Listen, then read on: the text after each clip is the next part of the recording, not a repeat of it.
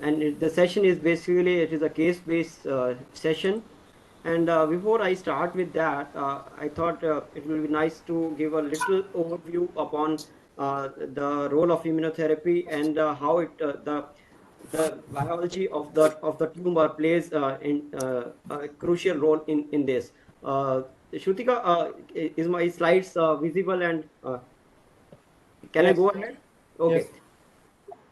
yes, Okay, so as the tumor microenvironments, it plays a very crucial role in deciding the fate of the tumor, especially in the era of immunotherapy, because in the tumor is act like an antigen, and it's surrounded by the many immune infiltrating cells, which ranges from the lymphocyte, dendritic cells, and a lot of host of these cells, and there is usually a very close interaction between these the tumor cells and these various immune cells by various marker, and PDL1 is one of the marker which can play a very vital role because if you see what is PDL1 and PD1 and PDL1, they are just the ligands which are required for which are receptors on the cell membrane of the tumor cells and the T cells. And usually what happens in the normal state when the tumor is growing, these are interlinked with each other, and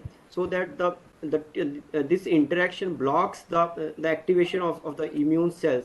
So what these immunotherapy drugs they do, they either the unlock this interaction, and the immune system get activated, and so the immune evasion which is responsible for the protection of the tumor by the normal by the host immune system, it get activated and it starts killing the tumor cells. So that is the rationale behind why PDL1 is one of the markers, but it is not the only molecule which plays into the role, but it is one of the established biomarker, and it is commonly being used in the clinical practice when deciding the fate whether to give a particular patient immunotherapy or not. And the cases which show the high expression of PDL1 are likely to respond, and it is approved by FDA, and its role in is coming up although it has started with the melanoma and the lung cancer, but now a lot of tumors we are many new drugs in addition to the pembrolizumab and nivolumab, which was initially used. They are now into the clinical practice, both as a monotherapy or in the combination therapy, and Dr. Kumar can illustrate more on that after this session. And but at the same time, there are some companion diagnostic assays also. Some of them are mandatory, but some of them are not essential for offering the drug. But by and large, PDL1 testing is required. But when it comes to the labs for the PDL1 testing, it is very one of the difficult tests to establish and start in the clinical practice, because it is required for a specific disease where there is a specific drug to be ordered, and you need to do it with a specific antibody on a specific platform, so which becomes a very cumbersome for a laboratory to offer these tests. So as if you want a companion diagnostic assay, then you need to fulfill all these criteria, like it has a specific clone for a specific type of cancer, and even the diagnostic criteria are different. So that's why the PDL1 is little different from other conventional biomarkers. One and important thing for the clinician, they can use it for both squamous as non-squamous histology. There is usually not a black and white answer for PDL1, because it is the expression which can vary, and the expression is also not restricted only to tumor cells, but also the immune cell expression in the immune cells is also accounted, and there are some tumors in which it has to be documented. So these are the two clones which are commonly being used. 22C3 by DACO, it is a FDA approved clone for to giving the pembrolizumab. But the Ventana PDL1, that is SP263, is the one of the common clone which is being used. And why it is being commonly used in India? Because the platforms for the Ventana platforms are more common as compared to uh, the TACO platforms, and we don't have a stringent FDA regulatory regulations as in other countries. So it all depends on if your clinicians they are okay, and there are some concordance studies between this clone and 22 which are called as the blueprint studies. They have showed the good concordance between these two. Now, when we evaluate the PDL1, these are the few principles which we have to keep in mind.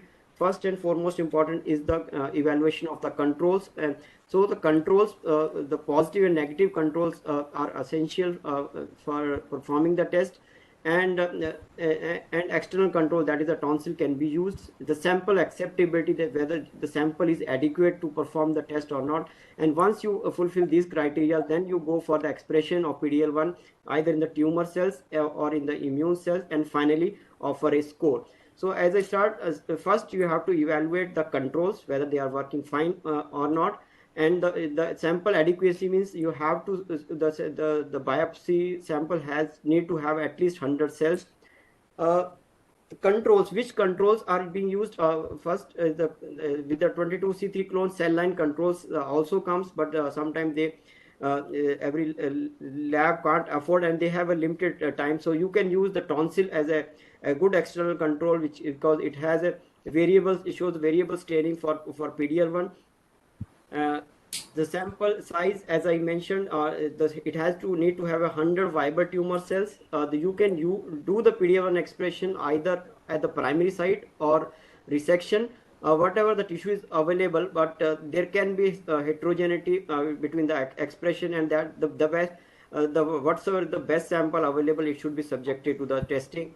Cytology specimen, they are not recommended even till date for evaluation of PDL1. Now coming to the reporting, how do you report? The scoring is by the two methods. One is either by TPS or CPS. There is very little difference between both the things. In TPS, the we count the expression only in the tumor cell, whereas in CPS, even the lymphocytes and the macrophages are also taken into account. So how does it differ across the tumor sites? Except for the lung, now most of the sites, the CPS scoring is being adopted. And so once your controls has worked satisfactorily, now is the evaluation of the stain. And for evaluation, the interpretation is the membranous staining. Either it can be complete or partial. It is not necessary to see the complete membranous staining. If there is any cytoplasmic staining, that you should exclude. And if you are using it for in the lung, then immune cells also need to be excluded. So this is the type of staining which you expect. And it can be variable, it can be incomplete, or in terms of sensitivity. And how do you report? If you are using 22C3, then in your report offer a diagnosis of as a tumor proportion score. Even if you are using Ventana, just give the percentage of the tumor cells. Just a guide how you first see the case under the low magnification, and see how is the expression. If it is, there can be some cases in which you will see very focal expression. So always starts with the low magnification, but at the end, the area which shows the brown staining, you have to go to these cases on a higher magnification. Just to show illustration that you can see this whole thing is a tumor, but only this 10% of this area which is appearing brown is showing the expression. And so these cases you have to carefully evaluate and see how is the expression in the tumor. And finally, the scoring will be not only on this area, this small area, but based on the total percentage of overall area. So just recommend few recommended things which you have to keep in mind, that expression, it can be variable, it can be strong, weak, or moderate. So you have, when you are evaluating, just keep in mind how much is the percentage, but at the end you have to give the total score of whatsoever intensity of expression is there. There can be some cases where the expression can be heterogeneous. So in these cases, it's recommended to divide your section visually. You keep a picture in your mind and divide it and evaluate each individual areas separately. And finally, after evaluation of each individual areas, you give the overall score. That will be your total score. One thing which pathologists found it very problematic is the counting the number of cells in per high molecular field. And it is recommended that if on 20x field, if the field is completely filled with the tumor cells, there are around 2500 cells. Or you can divide your field also into the multiple because the tumor can be variable. as you can see in this area there is hardly any tumor, but the other area is quite rich, so the number of cells can be variable. So this thing is you have to keep in mind. Just briefly about the CPS, as I said, the difference is only in the expression counting of the mononuclear cells. So in denominator, it is same as the TPS. You have to count the total number of viable tumor cells and exclude all necrotic or non-viable cells. And in the numerator, in addition to the tumor cells, you have to also count the lymphocyte. But you have to keep in mind that there are some other cells like neutrophils and other immune cells which should not be counted. Only lymphocytes and macrophages should be counted when you are seeing the CPS. Okay, the principles are again same as for TPS. Only the small immune cells are also counted, even if it is a heterogeneous expression. In those cases also you go with the same principle, and we have to be very careful when we are close to the cutoffs of the CPS where it makes the treatment decision. In those cases you have to be more careful and evaluate additional areas. So just some pictures to show this is how expression for the PDL1 it looks like. You have to see not only the strong expression but also weak and moderate and weak expression also, and for that you have to go on higher magnification. So evaluation has to be done on 20x. So even the complete and partial as well as partial expression is recorded. Finally, a brief comment upon the immune cells, as they should be in the vicinity of the tumor, and so for this there is a rule which is called as 20x rule.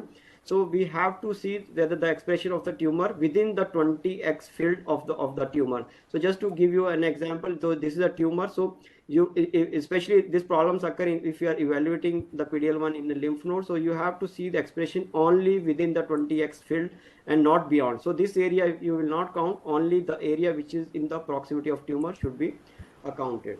And finally, these are the cutoffs which are clinically relevant, and so you have to keep in mind the cutoffs where you have to be more critical in the evaluation of the cases. And finally, this is the concluding report which you should convey to the clinician, which includes information about the type of the biopsy specimen, whether it is a primary site or metastatic site, and whether it is an adequate sample. It means have more than 100 cells, type of clone which you use for the PDL1 and the platform to be used, and scoring which should go as a clear information to the clinician as a positive or negative score, and what is the percentage of the scores.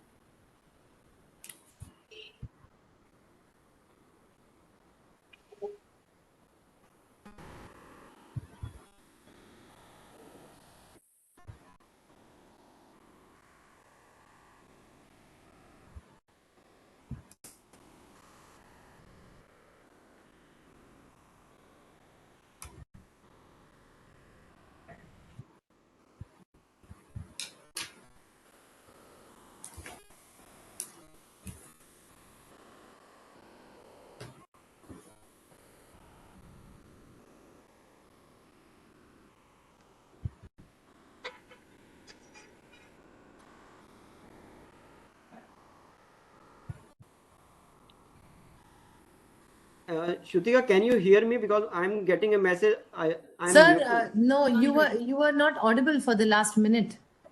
Okay, now am I audible? Yes, yes. Okay. So Can we go back to the previous slide? no, that was the first introductory slide only. Then nothing. Okay. Same slide. Okay. Yes. So let's start now. So with this brief introduction about how you go ahead with the interpretation of the PDL1 and which principles you have to keep in mind. Let's see some cases. These are the common clinical scenarios which I will come across. The first two cases are from the lung cancer. The first case is a 68-year-old male with chronic smoker presented with a history of shortness of breath and cough. And there is a lung mass and which was biopsied. And I'll show you the images from the that lung mass. So this is the biopsy sample. So one of the student can come up and describe this case. Who want to take up this case? Sir, I will explain. Yeah. Section 6 shows multiple linear core biopsies showing infiltration by a tumor. The tumor cells are arranged predominantly in vague acinar pattern and in sheets and few singly scattered. These cells are showing moderate nuclear pleomorphism with hypochromatic nuclei, irregular nuclear contour, few with prominent nucleoli, and moderate amount of moderate to abundant eosinophilic cytoplasm. Few of the cells are showing intracytoplasmic mucin also. And we could see anthracotic pigment in the background, indicating that this biopsy is from lung. Yeah, so we do get that anthracotic pigment. You can also get in the mediastinal nodes also. So it's not based your site of biopsy based on that. So this is purely from the lung. But yes, I agree. There was a pigment in the background also, and especially when we deal with the PDL1, we have to keep that also into account, because sometimes you can misinterpret pigment as an expression, PDL1 expression. Okay, so what is your diagnosis based on the histomorphology? Sir, adenocarcinoma. Or do you need any markers? So you mentioned that there are some mucins. So these area, some of these cells are showing. So do you need any marker in this case to confirm the diagnosis, or you are okay to offer the diagnosis as adenocarcinoma here? Sir, actually it places squamoid morphology. Okay, so so Confused. if you so if there are some area which has some solid configuration, so do you need markers here, or can you directly go ahead with the diagnosis? So we'll perform markers, biopsy Which, markers. which markers you need? TTF1 and P40. Okay, so we did this marker, and this tumor is positive for TTF1 strongly and diffusely, even in these solid areas also. So what is your diagnosis, and what will you, if TTF1 is positive, so what will you conclude it as a diagnosis? It will be adenocarcinoma. Okay, so if it is adenocarcinoma, any additional test for the patient management, are they required? EGFR. Yeah, so the clinician might ask you for the mutation testing. The common or genetic alterations are EGFR, ALK, and ROS, and many times the clinicians are now going directly for NGS-based therapy. So although this session is on immunotherapy, so which markers for immunotherapy a clinician might ask you? PDL1. Yeah, PDL1 is any other molecule biomarker for immunotherapy you are aware of? Any of the other students? Any other biomarker which can be used in the clinical practice besides PDL1? EGFR, ALK, and ROS1. No, those are for the targeted therapy. For immunotherapy, any other biomarkers can be used? Molecule coming to the CTLA4 family. So Okay, and have you heard about MLH1. MLH1? Means you are talking about MSI markers? MSI markers in case of intestine column. Yeah, so now we are seeing a lung case. So usually in lung cancer, we don't role of MSI has not yet that established. But sometimes clinicians do ask for it, but it is not one of the common markers. So tumor mutation burden is checkpoint markers. yeah, so tumor mutation burden is the one of the another uh, biomarker which is being used for the immunotherapy disease. So so this is a PDL1 ISC, and what I'm projecting right now, is it a tumor? Okay, yeah, tonsil. So why I showed you the tonsil first? Control. It is a positive control for PDL1. Okay, so can you describe how is the expression of the staining in this tonsil? So in this case, in this clefts, we are seeing positivity, which is membranous positivity of PD-L1, strong membranous positivity. Yeah, you can see this is it is quite strong in some focal areas. It is not positive through and through. And Yes, sir. what about these germinal centers? They are also showing some brown color. So what are these cells? Follicular dendritic cells. Dendritic cells and macrophages. T helper cells. Yeah, so as a control, you have to use this tonsil is a very good control. And in addition, there is the same section is also showing this lining epithelium, which is a surface lining epithelium, and it is positive or negative. Negative Yeah. for PD-L1. So usually, the tonsil, that's why the tonsil is a very good control for PD-L1 because it shows itself is a established negative staining, which is on the surface. Crypt shows very strong staining, and the dendritic cells, they shows the faint staining. So that means you are covering all three spectrums of the staining patterns, which you can observe in a clinical case, which is very, that's why it is very crucial to evaluate all these. So in case you get very strong staining in your dendritic cells, so what does that mean? If your dendritic cells are showing very strong staining, that means there is some issue with your stain, and you might get some false positive PD-L1 expression if your dendritic cells are staining very strongly. Okay, now let's come back to the tumor. And what is your interpretation on based for this tumor? PD-L1 positive. PD-L1 positive. Why you are calling it as a positive? Membranous positivity is this. Yeah. So are you sure that this is the tumor only, or is it in the some other cells? It is tumor cells only. Yeah, it is. HE. Okay. And in HE, these cells only are the tumor cells with pleomorphism. So these cells are only taking up PD-L1 tumor Okay. cells. And how is the expression? Is it complete or partial, or is it, how is the expression over here? Complete. Majority is complete only. Yeah, Majority is complete. so majority of the cells are highlighting, and it is showing a diffuse positivity in majority of the tumor cells. Any others? Did you find any other cells which are also showing expression in this particular case, or is it only tumor? Pigment-laden macrophages are also showing some. Alveolar macrophages. Yeah, so though sometimes you can see the macrophages, and you might misinterpret them to be positive for PD-L1. Like this is the one cell which I have projected over here. This is the macrophage, not the tumor. So they can also show even a very strong expression for the PD-L1. And so how will you conclude this report? So now you feel that this case is positive, and the expression is quite strong. So how will you convey it into the report? And Go for the TPS scoring. Yes, sir. so which information you will ask from me before giving a report? So I perform this test for you, and you are interpreting this test. So do you need any information from my end? What is the clone of the Clone and for which drug we are planning for. Yeah, because that has to go into the report of the. So this is a SP263 clone performed on the Ventana benchmark autoimmune stain. So how will you conclude this case for the PDL1, and what score you will give in this particular case? Equal to 50%. TPS score. TPS score should be given?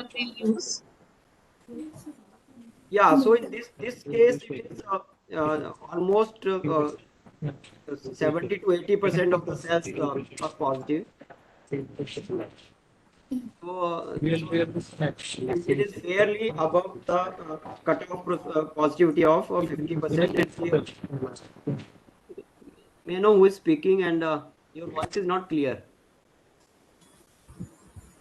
Okay, and for this case, one thing which you have not asked me before interpreting, you have not asked me for the negative control. So for PDL1 interpretation, you have to do the negative control with each slide. Okay, because because these are predictive biomarkers which are not for the diagnosis but for the treatment decision. So There should not be any non-specific staining in the background. So if you find any non-specific staining in the negative control, you have to repeat the test. Okay, so this was about first case, which was a clear-cut positive case. Let's move to second case. It is a 57-year-old lady with the complaints of cough on and off, and CT scan reveal a 5 centimeter, approximately 5 centimeter mass, and we have provided you with one HE slide and one ISC slide for PDL1. So this is the another case. One of you can come up and describe this lesion. Sir, I'll explain. Yeah, please go ahead. Section studied shows multiple linear tissue cores with tumor cells arranged in nests and sheets. These cells are large, polygonal, have moderate pleomorphism, hyperchromatic nucleus, and moderate to abundant amount of cytoplasm. Keratin pearl formation is also seen, and background shows carbon-laden macrophages. So according to me, it is commercial. Yeah, so in this case, it is rich in the carbon-laden macrophages, although this is a female patient. So maybe due to the dust, it's not only due to the smoking you will get the carbon-laden, but in our environment, there's a lot of dust. That's why we get pigment. And in this case, do you need any ISCs in this case? So we can use again TPF1 Can and use video. Okay. Yeah, but in this case, it is not We do not mandatory. need it. Very Yes, sir, because we know it is promising. Yes. Yeah, because there is a nice characterization is there. characterization is this. Yes, sir. There's a you might- background noise, Rajiv. There is Sir, a it is not background from noise. my end, it is from the other end. Yeah, I know that. Somebody, please, students, make sure that you're not talking to each other or somebody, some guests in your room, please. Thank you. Rajiv, over to you. Yeah. So in this particular case, even if you don't do any diagnostic markers, that is also fair enough. And let's go to the PDL1 in this case. So what is the impression on the low magnification on this case?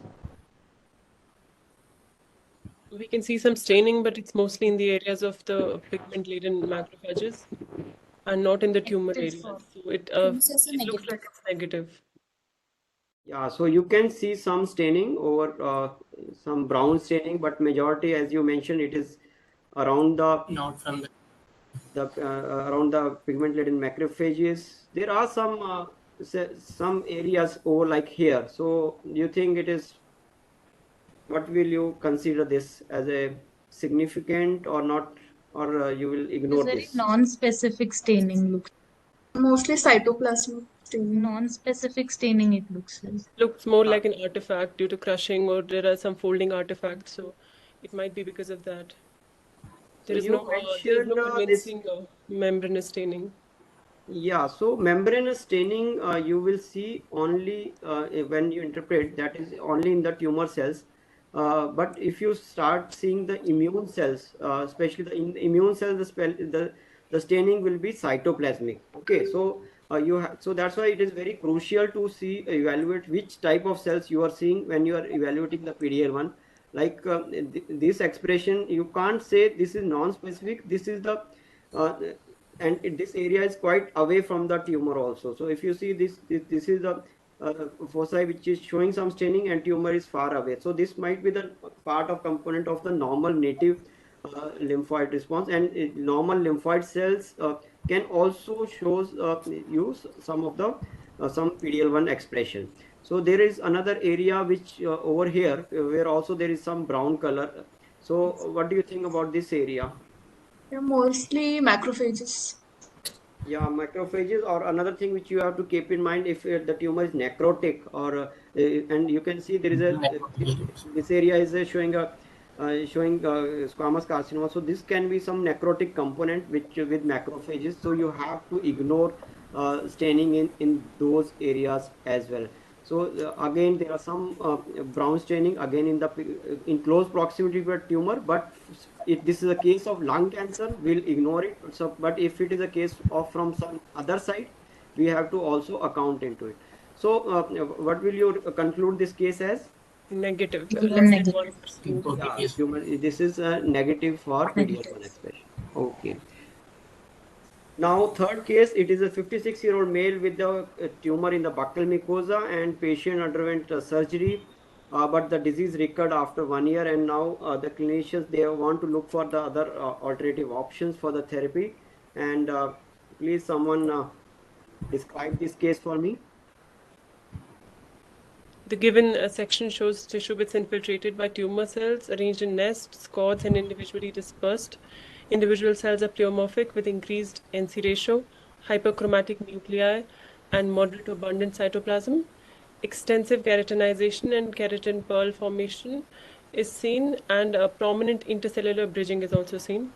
Many multinucleated tumor giant cells are also seen. In addition, extensive chronic inflammatory infiltrate is noted, and areas of necrosis and slight calcification are also seen. Yeah, so this is the area with the multinuclear giant cells. I just project some of the the features which you have described. So there are areas of good amount of keratinization, and so I don't think so there is any diagnostic dilemma in this case. This is a case of Squamous cell carcinoma. yeah. So few things pertaining to the PDL1 interpretation in this particular case. Uh, what are you seeing over here? Necrotic areas. Yeah, so this can be either necrosis or this can be the surface which is ulcerated. Okay, so you have to keep this thing, this area in mind when you are interpreting the PDL1 for this particular case, because there are some diagnostic criteria to evaluate the PDL1 expression in head and neck squamous carcinoma.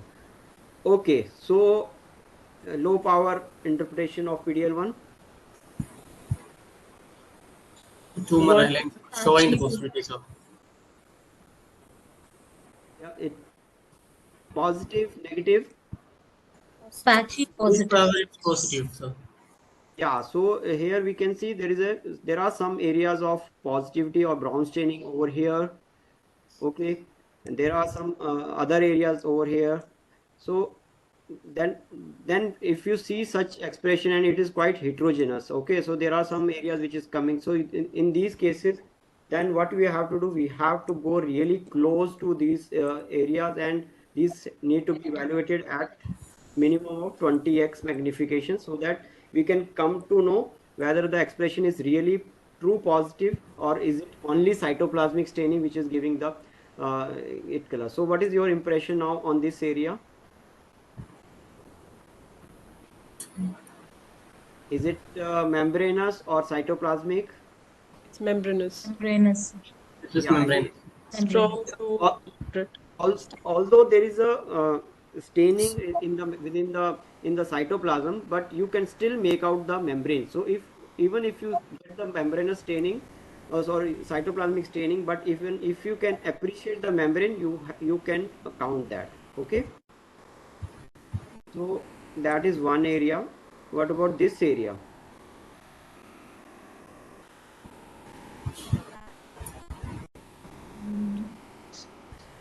This area? There is membranous Membranous positivity. positivities. Yeah, but in addition to the tumor cells, we are also seeing Immune the cells. staining. Yeah, so within the immune cells as well. So there are some cells within the stroma which are also picking up. So in a head and neck cancers, do we count them, or can we ignore them in a similar fashion as we did it for the lung cancer? We No, count them. we count them.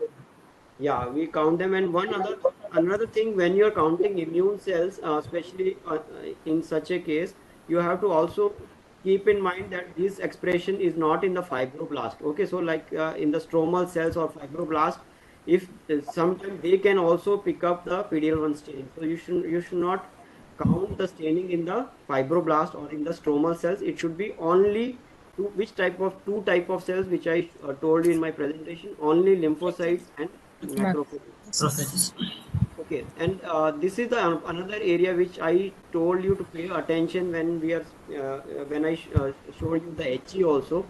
So in this area, whether you evaluate the PDL1 staining, or or not evaluated? No, we won't We evaluate. won't evaluate. evaluate. Only in viable tumor cells we evaluate Yeah, PD-L1. only viable tumor cells. Tumor cells and the macrophages. Immune cells. So that thing you have to keep in mind. And next, now the case you all of you feel it is positive. Now the crucial component comes is about the score. So in this case, how do you go ahead with the scoring of this case? CPS. CPS scores. Yeah, CPS scoring. One is the CPS scoring, and but for counting the score, because this case is quite heterogeneous. So Yes. which method you uh, will you adopt when you report this case? We'll divide the slide into Various. areas and Take Four the halves we reference. divide, sir, and count accordingly. Yeah, so we have to go area by area. Okay, so like in this whole field, how much percent of the tumor do you think is positive? 20, 10 to 15%. 20% around. Yeah, 10 to 15%, but you have this is at 5x. So whenever we are evaluating, we have to go on higher magnification and just see if whether these cells are either they are showing some weak positivity or not. Okay, so that is so in this area it is approximately 10%. Then you will go to another area and again make an impression in this. So what is your approximate count? Again, almost 10%. 5 to 10%. 10. Okay, and I will show you another this third area. Okay, 20%. yeah, so approximately 20%, but you have to also keep in mind about these cells, okay, which are also picking up showing up the membrane staining. So uh, if you uh, overall your count is coming in the range of 15 to 20% approximately. So what will your overall score in this particular case? 20%.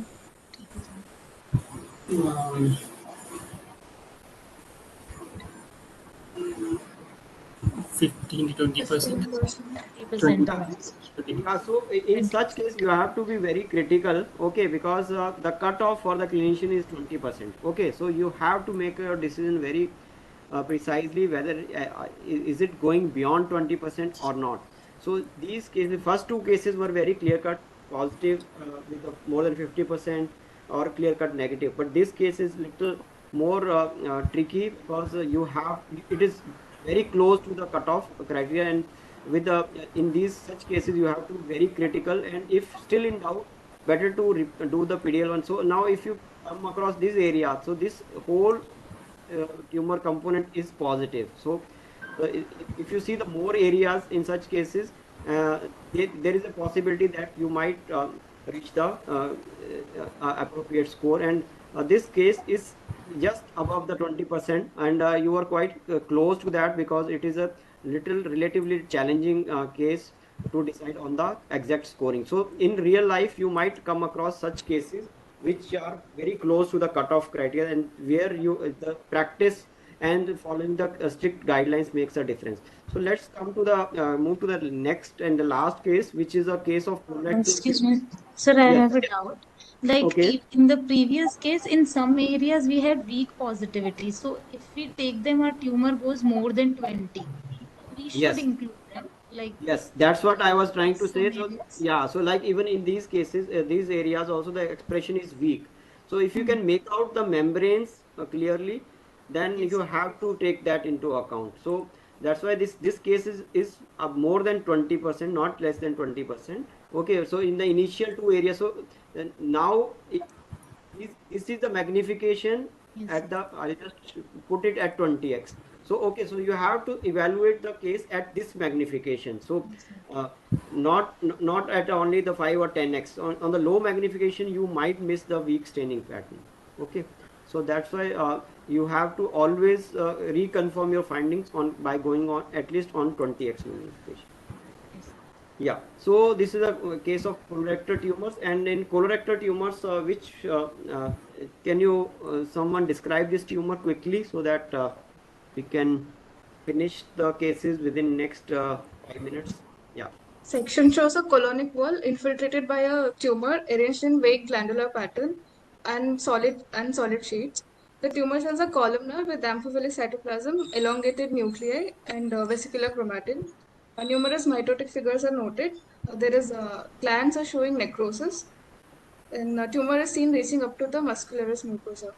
So impression is moderately differentiated adenocarcinoma of the colon. Okay, so in colon, which markers are commonly being asked for the decision of immunotherapy? Or MSI Seven panel is immunotherapy. yeah, I'm specifically asking about immunotherapy because this is a resection specimen. Resection MSI. specimen we MSI. usually that you might need might do on the biopsy specimen, but not on the resection. And I have given you some markers of the MSI. Okay, so this is MSH2 mark. Can you describe it?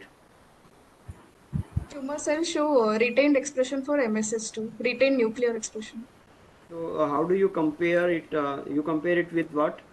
The normal mucosa and the glands. Yeah, so whenever you select the section for the MSI markers, you have to always include the normal mucosa because and see the compare the expression with the mucosa, the normal these epithelial cells and lymphocytes. So the tumor cells shows the similar type of strong expression. That means it is a retained expression for that. And similar was the expression noted for the MSH6. Uh, this is the next marker, which is MLH1. Okay. Loss of expression. There is loss of expression for MLH. Okay, so there is a loss of expression means that your control has worked properly or not? Yes, Works are Yeah, yes, sir. control positive. Yeah, so your even internal control as well as the external control, which is appendix, it has worked properly. So that means it is so any ISC which shows the loss of expression, you have to be very certain about the controls. Okay. So only then, if you are satisfied with your control, then only you call it as a loss of expression. Uh, it can be seen better in this static image. So the mucosa is positive, but the tumor is negative. Yes. And the next marker is PMS2. Okay, so what is your interpretation based on PMS2? It is Negative. retained, sir. there is retained expression of MS2. Retained. Nuclear expression is lost. Yeah, so that's why I purposely gave you this Yeah. question because what type of staining you are seeing in here? The cytoplasmic cell. Cytoplasmic It is a stain. cytoplasmic staining, and for MSI we have to see the nuclear Yes. expression.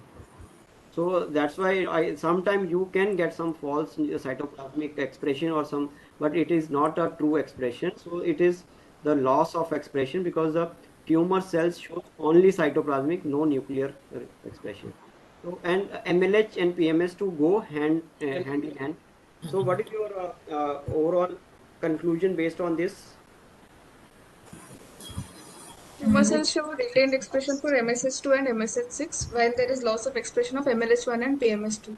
So this is a deficient MMR adenocarcinoma. Okay. So what is the clinical implication for this? Lynch syndrome. We have to look for BRAF, I think. Yeah, that is one thing, but we are now discussing about the therapeutic options and so what are the implication of loss of MSI in colorectal tumors? PD-L1 inhibitors can be used in them or CTLA inhibitors. Yeah, so in lot of cases of which shows the MSI MMR protein deficiency, they can be subjected to the immunotherapy. So that is the whole idea of showing you it is not only the MSI, but in addition to that, there are some other tumors also, some other biomarkers which can be used. Let's now quickly, we have last 4 or 5 minutes, see some cases, and even the attendees can also cast their vote on the to the chat. So these are the tissue microarray slides, and so I will just quickly go, and you can put your rating according to the either at A for negative or less staining score, staining in less than 1%. Positive means if low expression 1 to 10% for B, C for 10 to 20%, and D if it is 20 to 50%, and E if it is more than 50%. Okay, so let's see these cases. Okay, for this score, what is the opinion of the house, or even what is your opinion among the resident?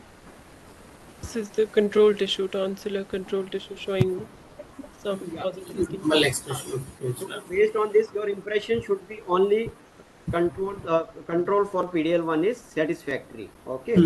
So then let's move to the second core.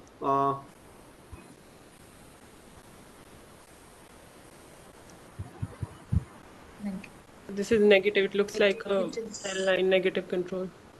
less than 1%. Shrutika, what is the public opinion on this?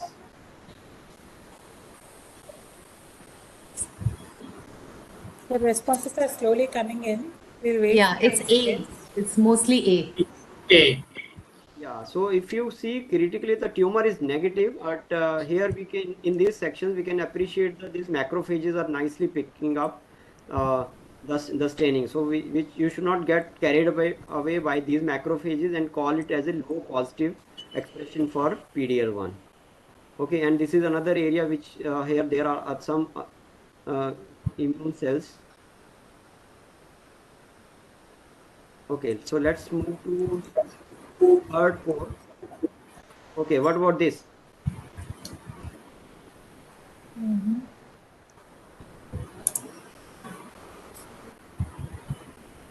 So this is a very high positive, Positive, yeah, more than high positive case. more than And 50%. yeah, so even in some of the areas, if you see, there are some lining epithelium, that is native lining epithelium or the bronchial lining epithelium, that is negative, but the tumor is predominantly positive, and these are the some of the macrophages within the secretions of the glands which are negative. Okay, so next sections are from the some of the cell lines. Oh, okay, so why I showed the cell lines, because for 22C3 and it is the cell lines are usually comes. There is some disturbance from one of the participants. Can you mute yourself? So this is the cell line, and what will you call this cell line? PDL1 in this cell line? Positive. Positives. More than Positive. 50% positive. Yeah, so in the cell lines, usually if when you are evaluating cell lines, we have to see the exact whether it is really not only the 50% cutoff. So the cell lines are of different intensities. So like this cell line is almost close to the 100% or 90% expression is there. So if because they are known controls, so if even if you see the 60% expression in this cell line, it will not be satisfactory. Shrutika, any feedbacks you are getting from attendees on this? So nothing on this But one. not yet. Yeah. Yeah. Okay. Okay. We'll just show and discuss with the resident. And so this is another cell line. And so what is your impression on this? Positive, so 25 to 50. I mean. No, if you Positive. it is positive, but if you clearly closely look into it, it is almost every second or third cell is showing positivity. So it is around 50 to 60% and positive. And just quickly going to the last few cell lines. What about this case? Negative. Yeah, negative. But if you see very closely, there are few cells which are positive, but overall score will become maybe negative. But there are occasional cells which are really positive. But the overall score will go as negative. And last case of PMA, this looks positive or negative? Negative. Okay, then let's go to some of the cases, actual real cases. These tonsils appear satisfactory or not? Yes. Yes. Satisfactory. Okay, then this first case. Okay, so what do you think as a score? percentage. Positive. Positive, but in PDL1 it's not only positive and negative. You have to give the score also. Okay, always it has to follow Yeah. the score. If you're using TPS around score 3, so What score? TPS score 3, sir, 3 or 4, 3. I think. TPS score 3 means only 3% of the tumor cells are showing. Oh, okay. Matlab, More than more than 50%, you know. 50%. More than more than 50% almost showing 70 to 80. Yeah, 70 to 80% of the cells. So it is not the intensity which we are worried about. We have, and in this case there is a heterogeneous expression also. You Sir, can sir, see there. sir, can I ask you a question, sir, please? Yes, yes. Sir, just now you told TPS score 3 means only 3% of the cell is showing. 3% of the tumor cells out of all total viable tumor cells in that area. Yes. So if you're saying the score, is there any scores are like that 0, 1, 2, 3, depending upon the percentage of tumor cells showing positivity? No. It is not the for the intensity of staining. It is not. It doesn't matter. Even if you see clearly, like these areas are quite strong, showing strong expression. But at the same time, in this tumor, there are few areas which might show you the weak expression. So it is the total expression, not the intensity, which matters. Okay. Thank you, sir. Thank you. Okay. So the third core, positive or negative? Negative. Negative. Yeah, here also the expression is seen only in the few of the immune cells, like immune cells. yeah, tumor cell is negative. Let's go to the last slide, and in this case, the expression, is it positive, negative, and if positive, what is the expression?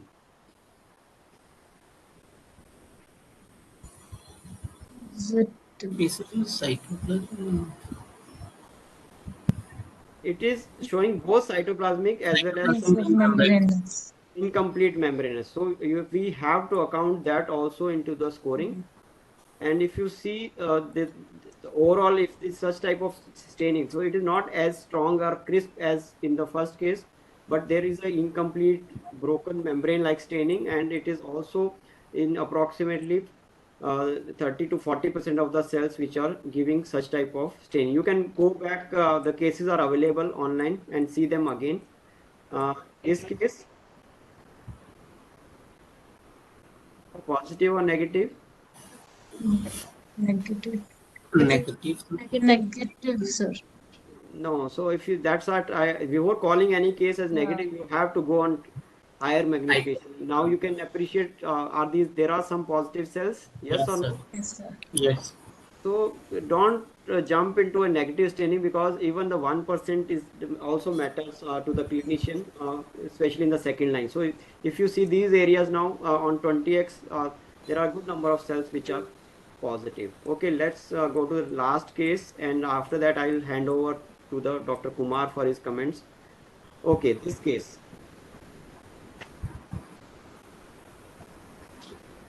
Positive. So in this case also you have to be very careful, because most of the staining is cytoplasmic, and even if you make an attempt, you can't draw the lines, and it is not clearly membranous in majority of the areas, except for very focal areas which you can say as a maybe as a low score, especially in this particular bit. So you have to evaluate the whole tumor and take into account whether it is a cytoplasmic or truly membranous, and then come to a conclusive diagnosis on the PDL1 interpretation. So these are the few other areas where there is a broken partial membranous staining is there. So this is a positive case, but with the on low magnification, although it looks very high expression, but it is not truly a high expression, because most of the staining is cytoplasmic. So with this, I finish my cases, and I like to invite Dr. Kumar for his comments. And how does our reports make a difference to him in the clinical practice? Thank you, Dr. Rajiv. And at the outset, I would like to thank Dr. Sumit and his team for inviting me. And sir, again, I think so. Congratulations to creating a wonderful platform for all the students and young pathologists and clinicians if they join. But I see a whole lot of discussion here. Now, from my side, Rajiv, I think so. We interact a lot, me and Rajiv, and there's a reason for it. We belong to the same DMG, means disease management group. So I treat some of the cancers where Dr. Rajiv reports all those pathology, and we are highly dependent upon him. And that's why he understands how it makes a big difference in our treating our patients. Now, starting with why it is important to know this, and for all the younger people, you will be reading this and discussing this endlessly for next few decades. This is because the outcome, the impact of the checkpoint inhibitor, especially this immunotherapy, PD-1 and PD-L1 inhibitor, has been very significant. For example, melanoma, in metastatic setting, if we had around average life of patient being 6 to 8 months, we talk about with immunotherapy, the 10-year survival of around 30%, 35%, which we had not seen. And those patients, if they survive 2 to 3 years, they keep surviving. They don't fail. If you take lung cancer patients, and this has happened because I treat lung cancer, this has happened in front of my eyes, and Rajiv is here. He's younger than me, but he has also seen the same era where we used to give only chemotherapy, and again average life used to be around 6 to 8 months, and less than 5% patient used to survive beyond 5 years. Today, almost 30% patient, if given appropriately, chosen appropriately, primarily dependent upon the biomarker which Rajiv and his colleague, they report, and you and your colleagues will be reporting. It is around 30%, means 1/3 of the patient survives. So think about from 6 to 8 months, or only 5%, now almost 30% people survive long term if these reports are right, and based on reports, if they are right, the right treatment is being given. If we take the lung cancer patients' localized tumor, where we do surgery, we give radiotherapy, in last almost 30 or 40 years, there hasn't been any treatment till this immunotherapy has come, which added life to the patient. Looks like first time in 30-35 years you have a treatment, again based on the biomarker which is reported by our pathologist. If treatment given appropriately, these patients who used to survive, 5-year survival used to be around 15%, 20%. We are talking about 43% or 45%. And the chemoradiation we used to think about, most likely they are a palliative treatment in lung cancer. We don't count them that way today. And that's primarily because of the treatment and the biomarker which is there based on what the treatment is being given. Again, the resectable patient, where you have those tumors which can be resected. This was in 2003 and 4 when I joined as a young faculty, and since then there has been no change in the treatment. Again, this treatment, again based on the biomarkers which is reported by you guys. Today we talked about only PD-L1, again some other biomarker which Dr. Rajiv and his colleague gives us in lung cancer, and I'm sure all of you have heard about it, whole lot of mutations, where again becomes one of those negative markers for giving immunotherapy, becomes very useful. And the disease control, now this is the first time we see in again 20-25 years that it has improved. Another example for head and neck cancer. Head and neck cancer in palliative setting, the average life of our patient with the best of the treatment which used to give is to be around 10 months odd. Thinking about 4 or 5 year survival used to not happen. And the first time we see that again, almost 30% of the patient can go beyond 4 years in head and neck cancer patient who has failed, who we treat with a so-called palliative intent. Now, these are some of the examples of the changes which we have seen with immunotherapy. Some more examples if you want: kidney cancer, bladder cancer. I'm sure you people, all the young people who are here, you will keep hearing this. The way we heard about paclitaxel. In our time, paclitaxel came, which was again a very useful drug. Cisplatin came far before I joined oncology, and we struggle and we read about it. You will be reading about these markers and this immunotherapy for decades to come. These markers, we get a report very easily. We read those 1%, 5%, 10%. I knew a bit detail, but Rajiv, this was very nice, and I realized how diligent you people are when you go through. When finally we get the report, but remember, we are clinicians. We understand this intricacies pretty little. So your percentage giving becomes very important. So the moment you give me 5% or 50%, that is the gospel truth. We don't know this membranous cytoplasm, half dendritic cell, lymphocyte, how the brown looks different from the other ones. But that is the gospel truth. Remember what Rajiv was saying was important. Those cutoff CPS score 10%. The moment you write 8%, I will not be giving them immunotherapy. The moment you write 12%, now that becomes a gospel truth for me. So those are very important, report what we get in the clinic. And these all will become very important as we go by. Apart from decision making, many of them has got labels. Label means based on that, then only those people will get reimbursement, and then only a clinician can prescribe. So all those values, what you write is, for all the pathologists, they are, very important, for us when we decide which, immunotherapy in which situation to give and which combination, to give. I'll give you an example. In lung cancer, if Rajiv reports PD-L1 expression of 55% or 60%, that, think about the 70-year-old will only be receiving immunotherapy. Very good for him. Very few side effects, good response, good survival. But moment he writes around 42%, my reaction is a bit different. I'll be giving chemotherapy plus immunotherapy. Not good for a 60 or 70-year-old. So that small differences, they are very important for us, because we understand the report, but we don't understand the intricacies, which the way Rajiv went about slide by slide and dissected it so well. And I also learned so many of things, what he does in the, in the lab, and then how we get the report. So again, from my side, a whole lot of clinical development has happened in immunotherapy. I won't get into detail, except that you're looking for an era for next decades to keep hearing about this immunotherapy. When it started, I was also not sure how much it will impact, because many of the drug comes, they fizzle out. But looks like these and these kind of drugs, I won't say these are checkpoint inhibitors, there is a spectrum form of it. It looks like it has started changing many of the patients, the tumor biology. Many times they make a little difference. It starts looking that many places and many tumors, it has started making a significant difference.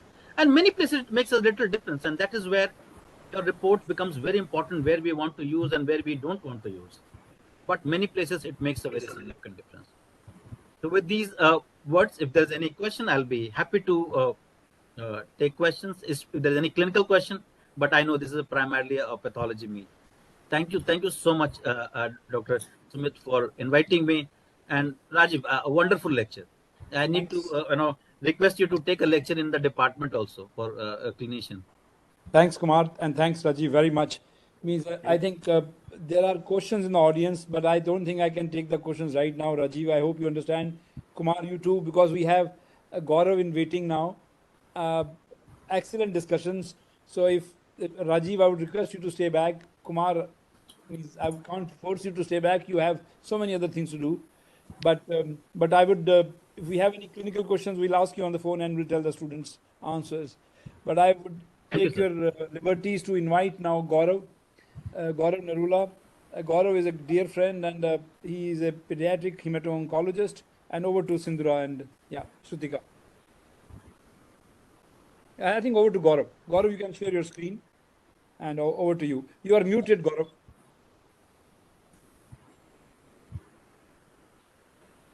You are still muted, Gaurav.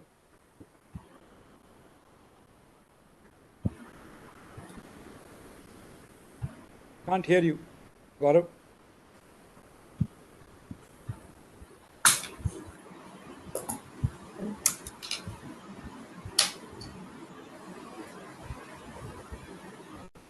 Gaurav, you are muted. I'm sending you a request. Can you unmute? No. Yeah. Yes. Yeah, Hear you. perfect. You can hear me?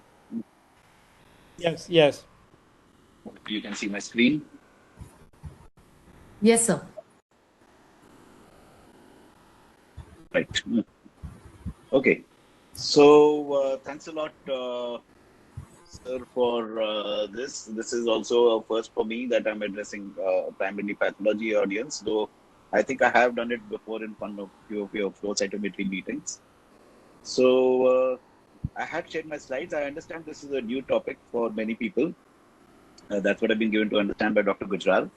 And also that it's a new topic for a lot of us in India. So we are all new in this. So there is have no fear. We are all learning as we go along in this very new field. So up to now you were looking at fixed tissues and paraffin blocks, and from that solid tumor now we are moving to hemat. Hemat is blood, and blood is fluid. So it's changing all the time. It's dynamic. We don't look at anything in static images. It's all the time changing. And in CAR T cell therapy, we invert things. So you have to know your normals, and then you have to take away the normals so that you can understand the abnormals without the normal crutches which you depend upon. So with that background, we will start. And I know a lot of you have come prepared, so I'll start with the. Kritika, you have the list for me? Okay. Yes, sir. We have Akshita, Ingita, Shreya, Ghazi, Mansoor. Okay, so we'll start with Mansoor. Okay. We'll start with Yes, sir. we'll start with Mansoor. So Yes, sir. Mansoor, what are CAR T cells? And if you know anything more about them, you can carry on. So it's actually genetic engineered transducing protein that uh, we will that incorporate into the normal T cell to to stop the evading of the tumor system. All right, that's great. And then can you tell what are the components of a CAR T cell then?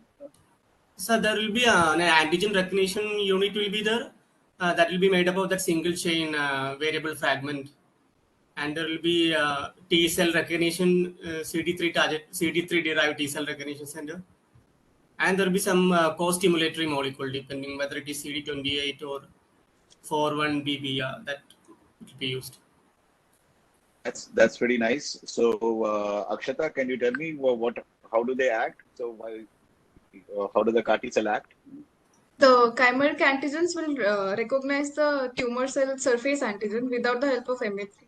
And then they release the cytotoxins like perforin granzyme as they create the tumor toxicity. Right. So normally cells have got MHC molecules in them which tell the T lymphocytes not to attack them. So how does this bypass that? Any idea?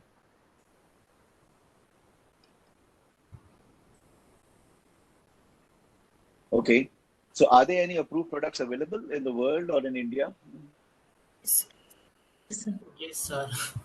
Yes, sir. Huh? Yes, In the sir. world? Yes, Yes, sir. they're available. Which ones? Do you know any names? Chimera, Chimera. Axicell. Cambria, Accessel. Great. So you guys have done some background Rexucell work. is also there. Any available in India? It's only going on in Tata Memorial Hospital as a clinical trial. I think it's the first time CAR T cells have been introduced in India. All right. Okay. Thanks a lot. So yeah, so it's we started it with one trial in TMH, and then now that's become a multi-center trial, and Dr. Rahul Purwar here is the person instrumental behind that.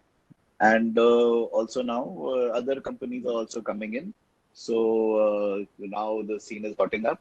A lot of CAR T cells coming, approvals are coming, and your life is going to be a lot of cell therapy and CAR T cells. So let's get on with it. So this, you people have got the background right.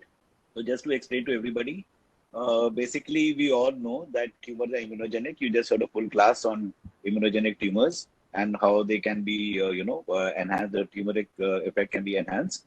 So we always have known that tumors can infiltrate, lymphocytes can infiltrate tumors, but the tumors, they develop mechanisms to escape the evasion. And that, since you have just gone through that, there are different ways by which they can do it. They can They can, reduce the MHC expression. They can they can secrete cytokines to sort of suppress the tumor microenvironment and prevent the lymphocytes from acting. So they have these multiple ways by which they can escape. So we can, to overcome this resistance, so there are multiple ways that we can do it. One is called adoptive cell therapy. So in that there are two ways, which we'll come back to later. And the other is by sort of priming the T lymphocytes in one way or the other to recognize the tumor antigen. So by that we can use cancer vaccines, or we can enhance the effect of those lymphocytes by getting them to secrete certain cytokines, or push in some cytokines which can enhance their activity. Or we can target them in different ways. Or we can, what you just heard right now, a full talk on it, you can use checkpoint inhibitors, by which you can, stop the either the receptor or the ligand, and allow the T cells to, unchecked, go ahead and do their job, which was being prevented by the tumor cells earlier. But what we are focusing on is the adoptive cell transfer. In that, there are two ways. One is that, we know that tumor infiltrating lymphocytes are there, but they're not able to knock out the tumor. So the one possibility is that, you can just withdraw them, you can take them out from the tumor, extract them, grow them in large numbers outside in the lab, and then give them back. So what a small army could not do, a large army can do. That is one way of doing it. And the other is what we are calling CAR T cells, in which we are forcing the T cell to exhibit an antibody to a tumor antigen, which it would not have done in nature. So what we do is that we genetically modify the T cell to express that antibody. And if that's once it is expressing that antibody, then it is forced to engage with the tumor antigen in a MHC independent manner. Then the major histocompatibility complex ceases to matter. It recognizes, it forces it to act on that antigen, and once it is bound to it, and it kills the target. So that is what CAR T cells are. And to make CAR T cells, we usually do it autologous, so it can be done allogenic. So you take the T cells from the patient by apheresis. You all know what is apheresis. And then we take it into the lab, labs like Dr. Rahul Purwar, who's also chairing today's session. And there, this lymphocytes are transduced with some vector, which forces it to express the antibody of interest. And then these cells are multiplied in the lab in huge numbers. And then once we got the sufficient numbers, we do the quality checks and we give it back to the patient. To prepare the patient in the meantime, we, give them some lymphodepleting chemotherapy so that the lymphocyte compartment inside the patient is reduced. So that when we give these CAR T cells, they will expand preferentially. They're the patient's own cells, but we need to create space for them to expand. And then when we give it back, then these cells expand inside the body, and they can sort of destroy the tumor antigens. So how do these T cells exactly deliver their payload into the target cell, the lymphocyte? Anybody, any ideas? Anyone bother to explain? Would like to explain this? I've got the graphic up for you already. Dr. Swati, would you like to try? They usually do it like the retroviral infection, like the normal RNA genome is there, no? They get incorporated into that, and then they further transcription starts for the other RNA sources. Correct. So what we do is that we use viral vectors. So this is a classic example of a HIV virus, retrovirus, which attaches to lymphocytes using the CD4 antigen. So it recognizes the CD4 antigen on the lymphocyte, and therefore it attaches to the lymphocyte, and then it breaks through the cell membrane and it pushes its own RNA inside. That RNA integrates into the host genome, and then it starts assembling more viral particles of itself using the host metabolites and the metabolic and all the proteins and all the molecules available inside the cell. It uses to assemble several particles of itself. In the process, it destroys the cell and releases millions more into the circulation. So we want this property of the retrovirus to be able to find a lymphocyte and to attach to it and to incorporate a genome into it. But we don't want this part of the retrovirus where it is assembling more